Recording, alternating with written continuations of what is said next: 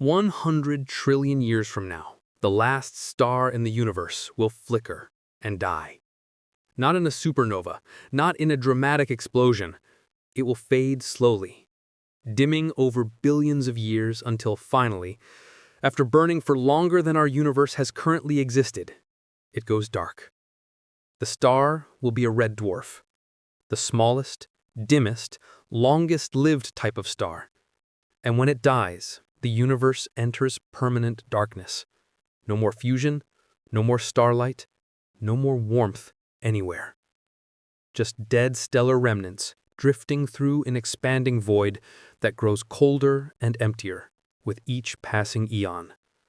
The era of stars will be over. And what comes after is an eternity of darkness so complete that if any consciousness still exists, it will have no light to see by, no energy to sustain itself, just the slow march toward absolute zero. If you're ready to witness the death of the last star and everything that follows, hit that subscribe button. The end begins now. Stars don't live forever. Every star is a battle between gravity trying to crush it and fusion trying to blow it apart. Gravity pulls inward, fusion pushes outward. As long as there's hydrogen to fuse, the star survives. But eventually, the fuel runs out. For massive stars, this happens fast. A star 10 times the mass of the Sun burns through its hydrogen in just 10 million years. Then it fuses helium, then carbon, then heavier elements all the way up to iron. The whole process takes maybe another million years. Then the core collapses, the outer layers explode, supernova. The star dies violently and quickly. But most stars aren't massive. Most stars are red dwarfs, small, dim, efficient. A red dwarf with 1/10 the mass of the Sun will burn hydrogen for 10 trillion years. Some estimates push that to 20 trillion. These stars are so small and cool that they mix their entire mass. Convection currents carry fresh hydrogen from the outer layers down to the core. This means they use all their fuel, not just the core, everything. They burn until there's nothing left to burn. Right now, the universe is 13.8 billion years old. The oldest red dwarfs formed maybe 13 billion years ago. They're still in their infancy. They have 99.9% of their lives ahead of them. They'll outlive every other type of star by factors of thousands, maybe millions. When the last red dwarf finally exhausts its hydrogen, the universe will be roughly 100 trillion years old. That's 7,000 times older than it is now. Every other star will have died long before. All the blue giants, all the sunlight stars, all the white dwarfs cooling into black dwarfs. Everything. The last red dwarf will be the last fusion reaction in the universe. And when it dies, it won't explode.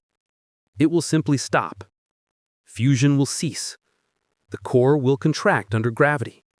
But there's not enough mass to collapse further. It won't become a neutron star or a black hole. It will become a white dwarf. A dense ball of carbon and oxygen about the size of Earth. Hot at first, tens of thousands of degrees, but with no fusion to generate new heat, it will cool. Slowly. Over trillions of years, radiating its thermal energy into space, getting dimmer, getting colder, until eventually, after another few trillion years, it becomes a black dwarf. A cold, dark, dead lump of matter, invisible, radiating nothing, just floating through space, forever. That will be the fate of the last star. No drama, no explosion, just a slow fade to black.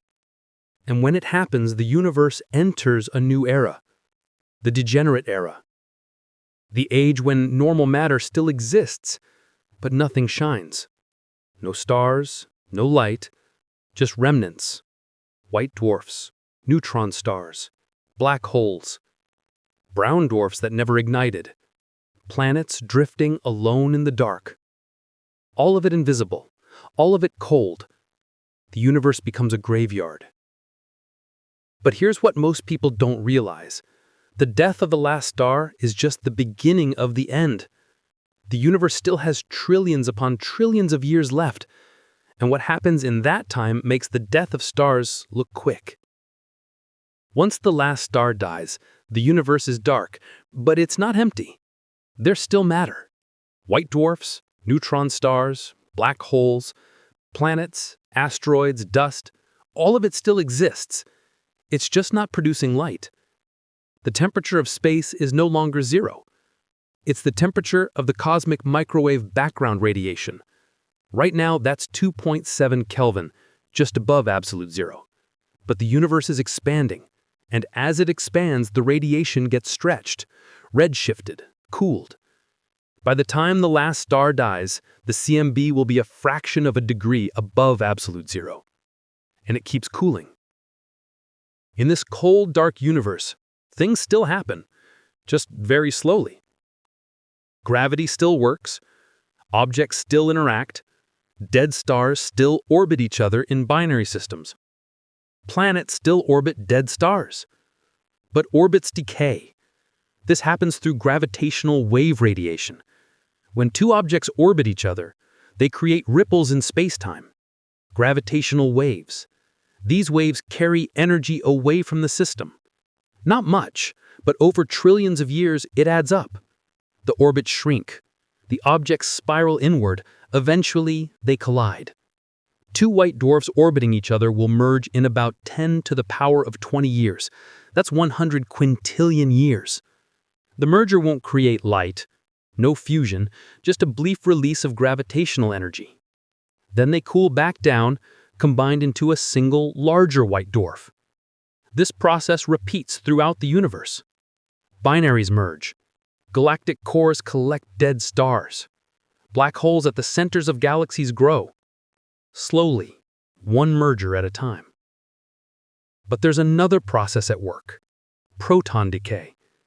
This is theoretical, not yet proven, but many models of particle physics predict that protons, the building blocks of atomic nuclei, are not stable forever. They have a half-life. Estimates vary wildly. Some say 10 to the power of 34 years, others say 10 to the power of 40 years. If protons decay, then all matter eventually disintegrates, not quickly, one atom at a time, over unimaginable timescales, but eventually completely. Imagine a white dwarf floating through space. For the first 10 to the power of 35 years, it's stable, cooling, but intact. Then one by one, its protons start decaying. Each decay releases a tiny amount of energy, a flash of gamma rays, positrons, neutrinos. The white dwarf slowly evaporates, not all at once, atom by atom. Over 10 to the power of 40 years, the entire white dwarf turns into radiation, a diffuse cloud of photons and leptons spreading through space. The same happens to every piece of matter in the universe. Planets, asteroids, dust, all of it decays, slowly, but completely. If proton decay happens, then by 10 to the power of 40 years, the universe contains no atoms, no molecules, no solid objects, just radiation, particles, and black holes. Black holes don't decay through proton decay. They're not made of protons. They're made of warped spacetime. But they do decay through a different process, Hawking radiation. This is theoretical, not yet proven. Many models of particle physics predict that protons, the building blocks of atomic nuclei, are not stable forever. They have a half-life. Estimates vary wildly. Some say 10 to the power of 34 years, others say 10 to the power of 40 years. But Stephen Hawking discovered this in 1974. Black holes emit radiation.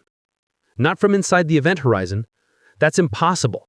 But right at the boundary, quantum effects create particle-antiparticle pairs. One particle falls in, the other escapes. From the outside, it looks like the black hole is glowing, emitting particles, losing mass. The process is incredibly slow. A black hole with the mass of the sun has a temperature of 60 nanokelvins.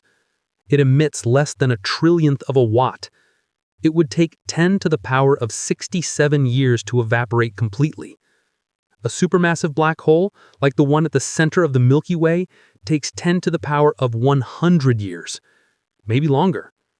But eventually, every black hole in the universe evaporates. The smaller ones first, then the larger ones, over timescales that make the age of stars look like a blink. And as each black hole evaporates, its final moments are spectacular, at least by the standards of a dead universe. The smaller a black hole gets, the hotter it becomes. In its last second, it releases more energy than it emitted over its entire previous lifetime, a burst of radiation, gamma rays, particles. Then nothing. The black hole is gone, converted entirely. The universe becomes static, frozen, not in cold, but in sameness. A thin, uniform fog of radiation and particles, spreading thinner with each passing moment as space continues expanding. The expansion never stops. Dark energy keeps pushing. But there's nothing left to push apart. Just empty space getting emptier, colder, more dilute, forever. Some physicists speculate about what might happen after heat death. Maybe quantum fluctuations become important. In an infinite amount of time, anything that can happen will happen, including incredibly rare events, like random fluctuations creating a brain out of the void, a Boltzmann brain, a conscious entity that pops into existence, has a single thought, then dissipates. In the far future, after 10 to the power of 10 to the power of 50 years, Boltzmann brains might be more common than real observers ever were. The universe fills with these random, fleeting minds, none connected, none aware of the others, just noise, quantum static. Or maybe vacuum decay happens. This is the idea that the vacuum of space is not in its lowest energy state. It's in a false vacuum, metastable. If it decays to the true vacuum, it happens in a bubble. The bubble expands at the speed of light. Inside, the laws of physics are different. Particles have different masses. Forces have different strengths. Everything that exists gets rewritten, destroyed and rebuilt according to new rules. This could happen tomorrow, or it could wait 10 to the power of 10 to the power of 120 years. We don't know. There's no way to predict it, no warning. If it happens, it's over instantly, not just for us, for everything in the observable universe. But if vacuum decay never happens, and the universe keeps expanding forever, then the ultimate fate is truly empty space. By 10 to the power of 10 to the power of 120 years, even the random quantum fluctuations that create Boltzmann brains become impossibly rare.